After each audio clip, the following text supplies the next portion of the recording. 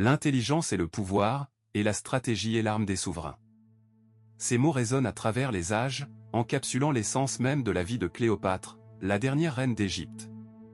Sa vie et son règne sont marqués par une habileté diplomatique inégalée à une époque où la survie d'une nation dépendait des alliances aussi bien que des batailles. Le royaume d'Égypte, riche et puissant, se tenait sur le fil du rasoir, oscillant entre la grandeur de son histoire et le spectre d'une domination romaine toujours plus pressante. Dans ce contexte bouleversé, Cléopâtre devait naviguer non seulement les menaces externes, mais aussi les intrigues internes qui menaçaient de déstabiliser son trône. À son époque, l'Égypte était à la fois un symbole de richesse et un carrefour des civilisations. La Méditerranée était le théâtre de tensions croissantes entre Rome et les puissances locales, et Cléopâtre se trouvait à l'épicentre de cette lutte. Alors que les armées romaines, menées par des généraux légendaires, avançaient, elle devait faire preuve d'un sens aigu de la stratégie pour préserver son héritage. Avec des rivaux tels que Pompée, plus tard, Octave, Cléopâtre savait qu'elle devait s'appuyer sur plus que ses armes, elle devait faire appel à son esprit.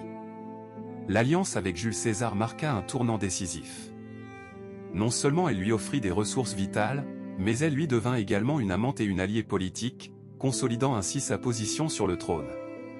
Cette relation, bien que controversée, fut révélatrice de sa capacité à transformer la passion en pouvoir. De plus, l'union avec Marc-Antoine, autre figure emblématique de Rome, illustre encore davantage son aptitude à tisser des liens de loyauté, bien au-delà du simple lien amoureux. Les manœuvres de Cléopâtre révèlent une reine qui, bien consciente des dangers qui l'entouraient, exploitait chaque opportunité pour renforcer son royaume. Elle n'était pas seulement une femme de pouvoir, elle était une stratège redoutable.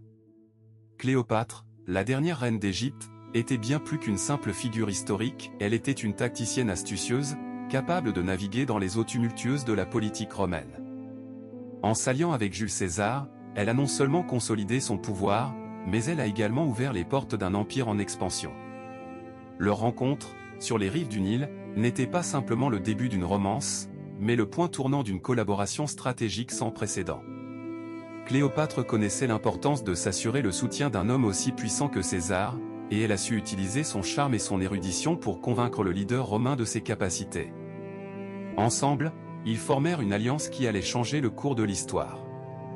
En 48 avenue Jésus-Christ, alors que Rome était en proie à des conflits internes, Cléopâtre est parvenue à se rendre à César, utilisant son intelligence pour naviguer dans la complexité de la guerre civile romaine.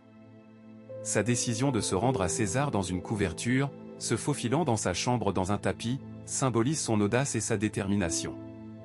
Cette rencontre ne fut pas uniquement un acte de séduction, elle était aussi le début d'un partenariat stratégique qui donnerait à Cléopâtre des ressources militaires et un soutien diplomatique. Elle comprenait que sa beauté, bien que captivante, n'était qu'un aspect d'une acuité politique bien plus vaste. La relation de Cléopâtre avec César a également produit un héritier, Césarion, qui serait le dernier pharaon d'Égypte. Ce fils, en tant qu'héritier, représentait l'union entre Rome et l'Égypte, consolidant l'influence de Cléopâtre dans le monde ancien. Cependant, la mort prématurée de César en 44 avenue Jésus-Christ aurait pu signifier un désastre pour la monarchie égyptienne. Au lieu de cela, Cléopâtre a su transformer cette tragédie en une opportunité. Elle se tourna alors vers Marc-Antoine, un autre général romain puissant, et la nature de leur alliance illustre encore plus son habileté diplomatique.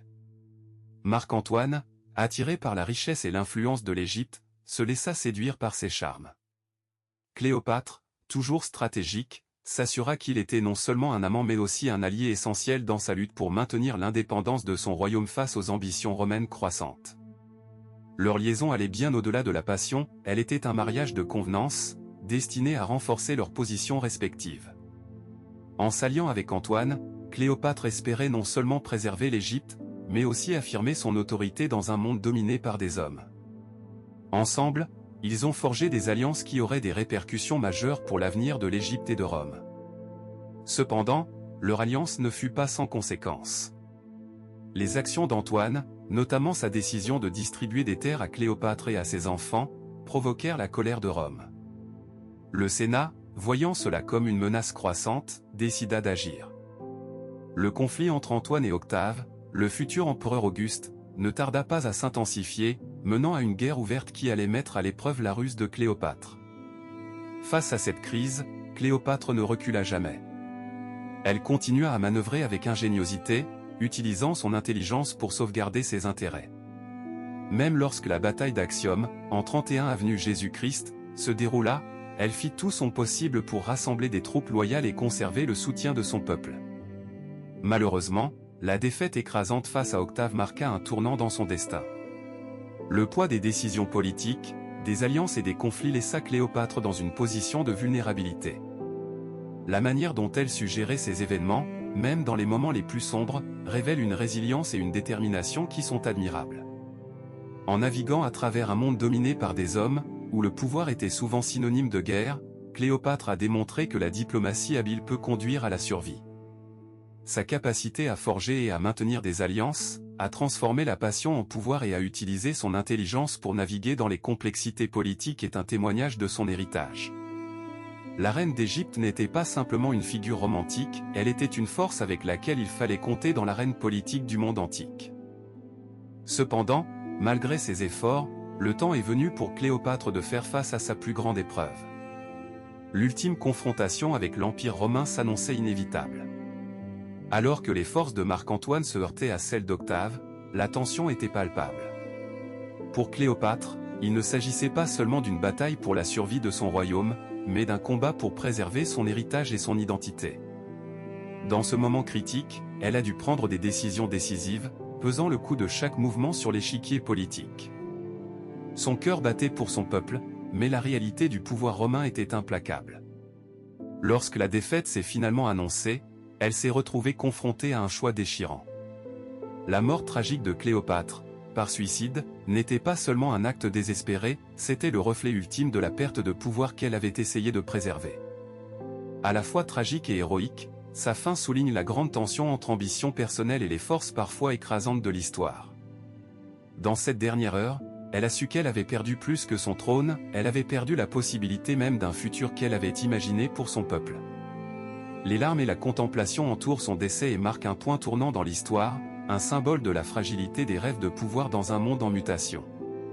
L'héritage de Cléopâtre ne réside pas uniquement dans sa beauté ou son intelligence, mais dans la façon dont elle a navigué dans un monde complexe et souvent hostile. Ses actions résonnent encore aujourd'hui, en tant que modèle de ce que signifie être une femme dans les rouages du pouvoir. Bien qu'elle ait rencontré une fin tragique, sa vie et ses choix continuent de fasciner et d'inspirer. Cléopâtre a défié les normes sociales de son temps, prouvant que les femmes pouvaient occuper des rôles de leadership et jouer des rôles cruciaux dans la diplomatie. À une époque où les femmes sont encore souvent sous-représentées dans la politique mondiale, son exemple demeure pertinent. L'impact de ces décisions continue d'influencer la perception des femmes en politique et rappelle aux générations actuelles l'importance de la voix féminine dans les affaires internationales. Cléopâtre a laissé derrière elle une vision d'une diplomatie plus nuancée, où la compassion et la stratégie s'entremêlent. Sa vie nous enseigne que la manière dont nous choisissons de mener nos luttes personnelles et politiques peut avoir des répercussions bien au-delà de notre époque. Les questions de pouvoir, d'identité et de genre qu'elle a affrontées continuent de se poser dans le monde moderne. Les luttes pour l'égalité et la reconnaissance des femmes dans des institutions dominées par les hommes sont des batailles contemporaines qui trouvent un écho dans son héritage. C'est une source d'inspiration, non seulement pour les femmes, mais pour quiconque cherche à répondre à des défis importants dans la vie politique. À travers son histoire, nous sommes invités à la réflexion. Quelles leçons pouvons-nous tirer de la vie de Cléopâtre? Comment ses succès, ainsi que ses échecs, éclairent-ils notre propre parcours? Malgré les obstacles qui peuvent sembler insurmontables, sa vie nous rappelle que la détermination et la sagesse peuvent ouvrir des voies inattendues. Alors que nous naviguons dans nos propres vies et défis, prenons un moment pour contempler l'esprit de Cléopâtre. Comment pouvons-nous, à notre tour, utiliser la diplomatie, l'intelligence et la passion pour faire avancer nos propres objectifs? Peut-être que, dans un monde de plus en plus agité, nous pouvons tous trouver un peu de sa force et de sa vision, transformant nos batailles personnelles en véritables victoires. Ainsi, alors que nous clôturons ce chapitre de l'histoire de cette grande reine, prenons un moment pour méditer sur son héritage. Élevons notre voix dans des sphères où les femmes sont souvent réduites au silence. Cultivons des alliances stratégiques dans nos vies personnelles et professionnelles, inspirées par le modèle de diplomatie et de résilience qu'elle a incarné. Dans un monde où chacun de nous peut faire la différence, souvenons-nous de Cléopâtre et de son immense contribution à l'art de la diplomatie. Que son récit continue de vivre en nous.